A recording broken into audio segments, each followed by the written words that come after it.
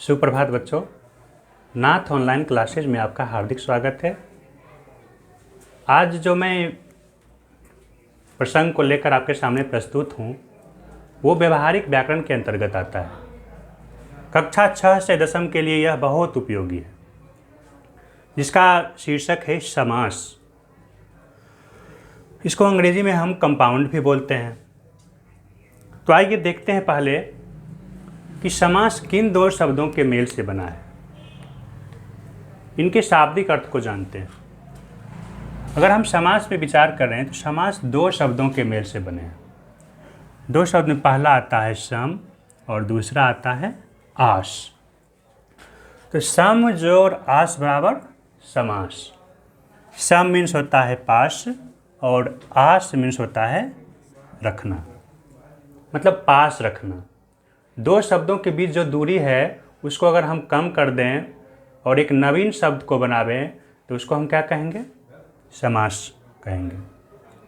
अब आते हैं इसके परिभाषा पे। परिभाषा हमारा क्या बोल रहा है? दो या दो से अधिक शब्दों को मिलाकर एक शब्द बनाने की प्रक्रिया को समास कहते हैं। परिभाषा भी हमारा वही कह रहा है कि दो या दो से अधिक शब्दों को मिलाकर एक शब्द बनाने की प्रक्रिया को समास कहते हैं। तो दो शब्द कब एक साथ मिलेंगे? जब अपने बीच के परसर्ग का वो त्याग करेंगे। बीच में परसर्ग, उसको हम उदाहरण के द्वारा स्पष्ट करेंगे। परसर्ग का अगर वो त्याग करके दोनों शब्द एक हो जाते हैं, इस प्रक्रिया को हम क्या कहेंगे? समास कहेंगे। समास में बहुत सारे टर्म आते हैं जिसको जानना बहुत ज़रूरी है।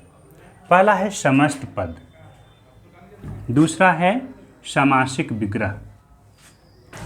समस्त पद या सामासिक शब्द भी इसको बोल सकते हैं। तो समस्त पद, एक उदाहरण के द्वारा इसको हम क्लियर करना चाहेंगे आपको। गंगा जल। गंगा जल का सामासिक विग्रह होता है गंगा का जल। तो गंगा का जल, देखिए इधर इसमें दो शब्द हैं, एक गंगा है, दूसरा क्या है? जल है। तो गंगा का जल, बीच में परसर्ग जो आया उसका क्या नाम है? परसर्ग इसमें आया है का।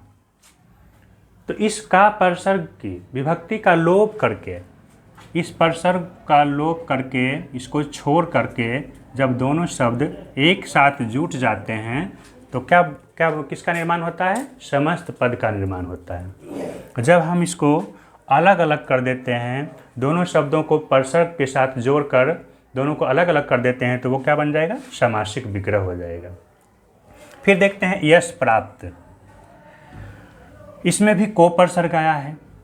को अगर हटा देते हैं तो फिर समस्त पद आपके बन जाएंगे यश प्राप्त, और इसका अगर हम सामासिक विग्रह करते हैं तो यश को प्राप्त।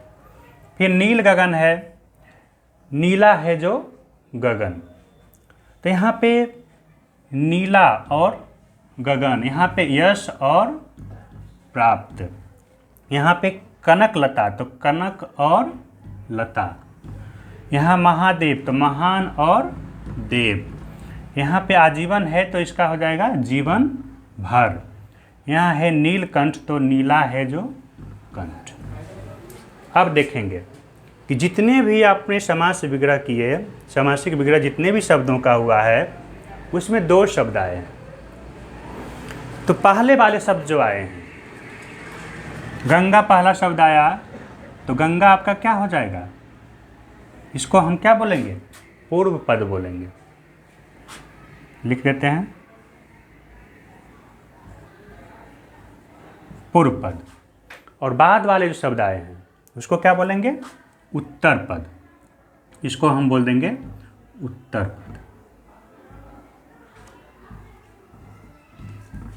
उत्तर पद जितने भी आपके आए हैं सबको पूर्व वाले को पूर्व पद बोलेंगे, बाद वाले को उत्तर पद बोलेंगे। तो ये हो गया आपका पूर्व पद, ये उत्तर पद, ये पूर्व पद, ये उत्तर पद, ये पूर्व पद, ये उत्तर पद। फिर देखेंगे कि किसमें क्या विभक्ति लगी है और कहाँ पर कौन के किस रूप में आया है। तो अगर हम देखें गंगा का जल, तो का विभक्ति आई है। आप लोग कारक पढ़े होंगे, कारक में कर्म कारक पढ़े होंगे, तो कर्म कारक की विभक्ति आती है का।